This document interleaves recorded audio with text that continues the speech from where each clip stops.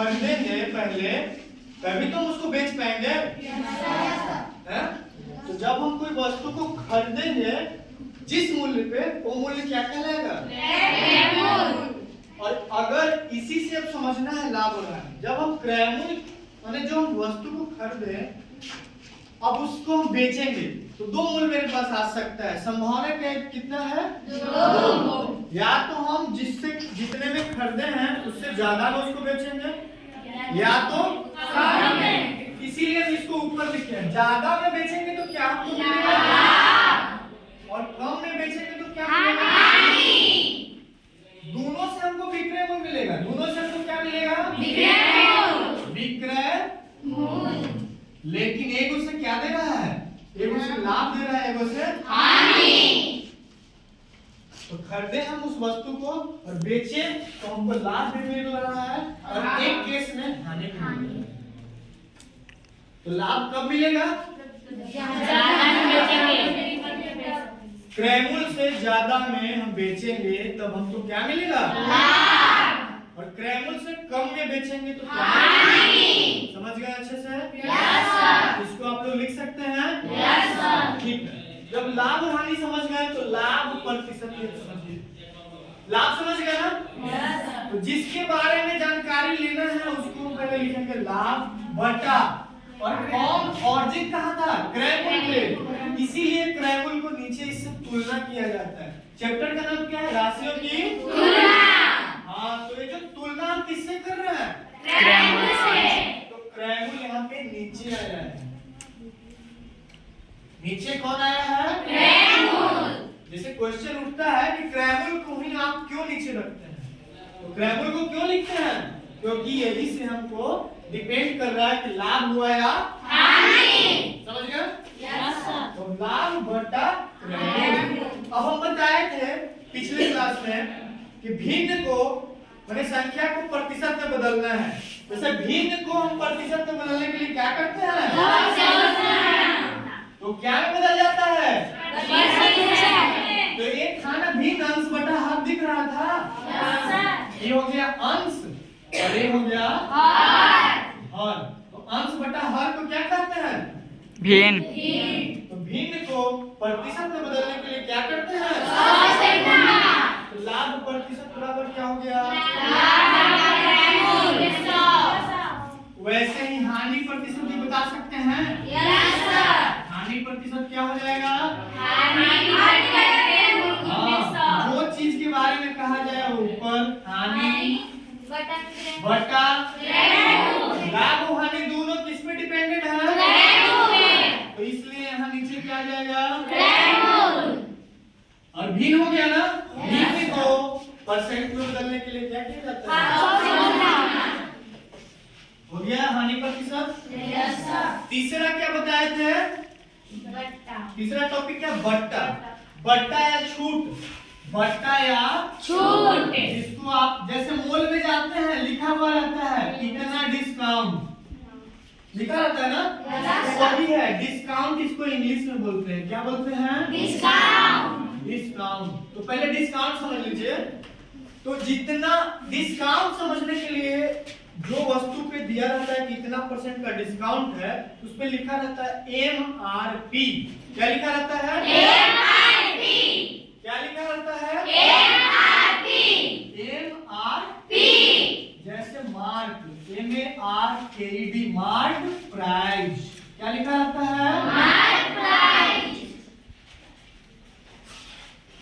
Mark price. जो price है, price माने क्या? मूल्य। मार्क माने अंकित। तो इसका हिंदी में क्या हो गया? अंकित मूल्य।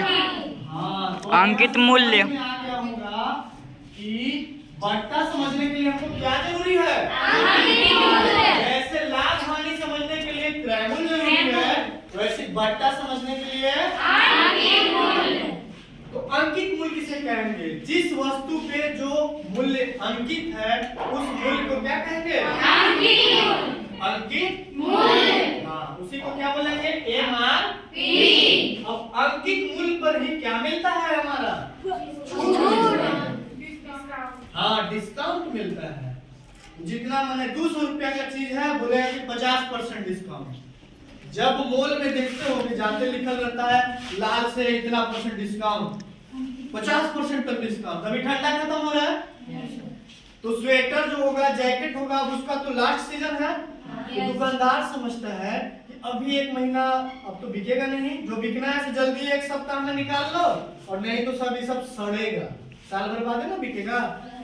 तो क्या करता है कि लीजिए अब सेल लग गया, क्या लग गया, सेल, लिख देगा कि विंटर वाले कपड़े पे 50% डिस्काउंट। लोग जाएंगे बोड़ा बोड़ा से उठा करके, चल लेंगे वो भी जैकेट ले लेते हैं, चल लेंगे स्वेटर ले लेते हैं, और ला करके सस्ता में उनको मिल जाता है। क्यों? क्योंकि वो आज नहीं पहनेंगे, अब उस साल भर के बाद। दुकानदार के भी पैसा निकल गया, मूर्ख के बना दुकानदार, मूर्ख बना दुकानदार। उसको सड़ रहा था, उसको सड़ने वाला चीज को बेच दिया, किससे? ग्राहक से। तो ग्राहक ना मूर्ख हो गया। अब साल भर बाद वही चीज वो पहनेगा निकाल करके, साल भर बाद है ना, ठंडा अगले साल आएगा। समझ गए? दुकानदार बिजनेसमैन दिमाग से चलता है, तो वही अंकित करता है उसी मूल्य पे, और क्या करता है, छूट देता है, डिस्काउंट नहीं।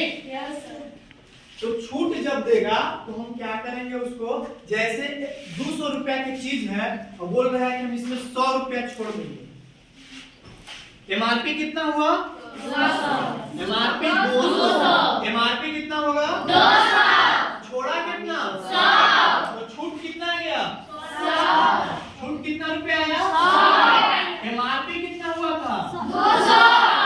छूट इतना आया, तो विक्रय मूल्य सेलिंग प्राइस कितना आएगा? 200 माइनस 100 बराबर 100 रुपया।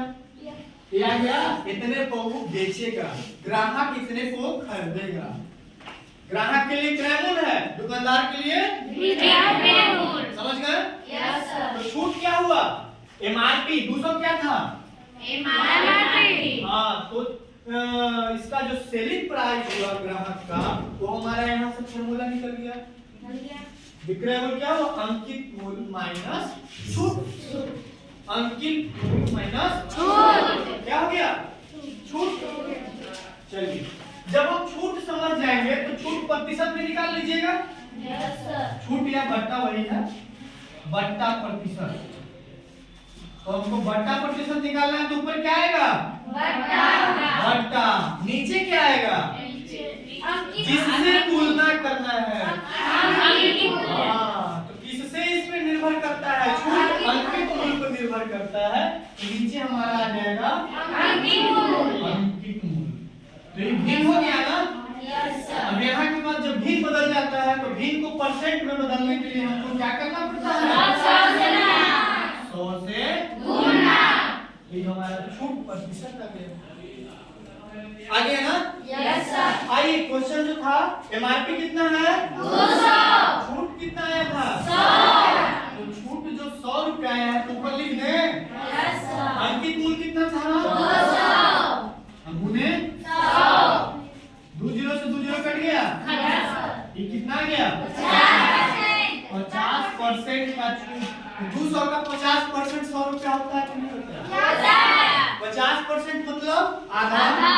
200 का आधा कितना होता है? 100। चैप्टर समाप्त। अब आप लोग क्या कर सकते हैं? एक्सरसाइज बना सकते हैं। ठीक है?